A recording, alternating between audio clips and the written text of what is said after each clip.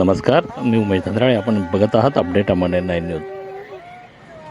जळगावमध्ये हिंदू जनआक्रोश मोर्चाचं आयोजन करण्यात आलेलं होतं आणि फार मोठ्या प्रमाणामध्ये अनेक हिंदुत्ववादी संघटनांनी या मोर्चामध्ये सहभाग घेतला.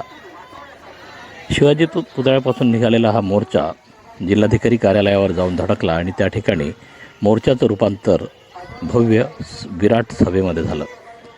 आणि या सभेमध्ये अनेकांनी आपली प्रखर मतं मांडली. लव जिहाद, धर्मांतर, समेत शिखरजी, गोहत्या यासारख्या अनेक विषयांवर या ठिकाणी आपली मते मांडण्यात आली आणि लव जिहादच्या विरोधात कठोर कायदा करण्याची मागणी करण्यात आली. यावेळी मंत्री गुलाबराव पाटील यांनी आपली मतं मांडली आणि या मतांमध्ये नवीन वाद निर्माण होण्याची आता वेळ येऊन ठेपलेली आहे. चला तर बघूया नेमकं गुलाबराव पाटील काय म्हणाले आणि या वक्तव्यामागची त्यांची भूमिका काय. चला तर बघूया या हिंदू जनजागृती मोर्चाचे क्षणचित्र.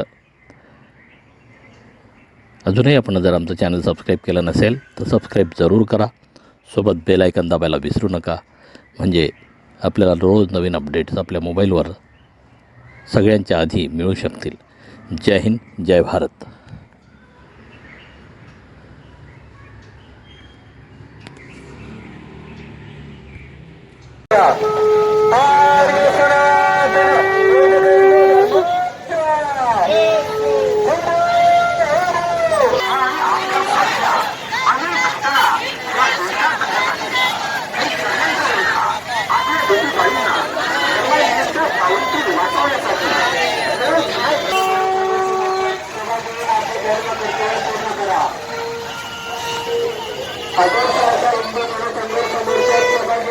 आपले धर्म कर्तव्य पूर्ण करा.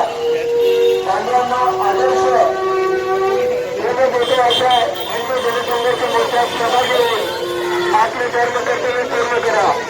एक तास हिंदू राष्ट्रासाठी, एक तास हिंदू राष्ट्रासाठी चला तर मग हिंदू जनसंघर्ष मोर्चात सहभागी होऊया.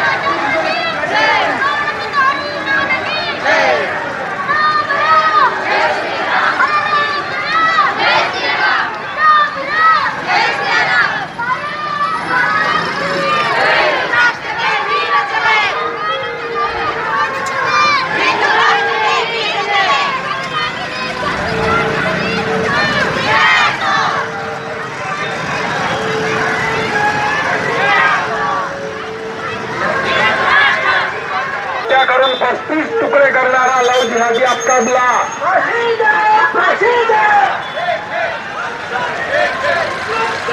लव जिहाद रोखण्यासाठी कायदा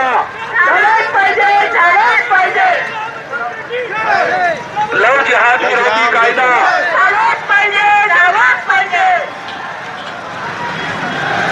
लव जिहादला बळी पडलेल्या प्रत्येक हिंदू युवतीला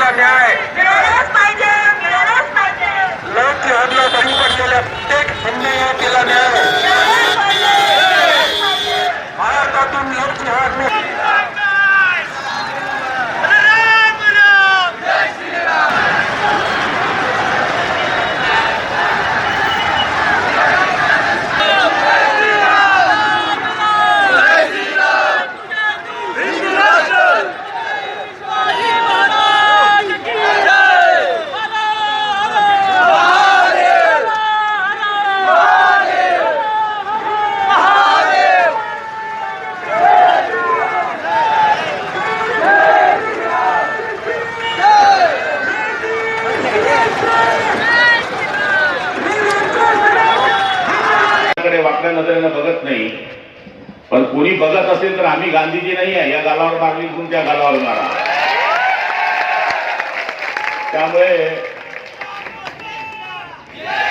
आम्ही मुस्लिम बांधवाचा जो चांगला आमच्या बरोबर असेल, इस देश में रहना होगा तो वंदे मातरम कहना होगा. हे ओवेसीच्या कुत्र्यांना मी विधानसभेत सांगितलं होते, आपल्याला माहित आहे. त्यामुळे निश्चितपणाने आम्ही कोणा धर्माचा अनादर करत नाही, पण याचा अर्थ असा नाहीये की कोणी आमच्यावर चालून जावं आणि या गोष्टी कराव्या.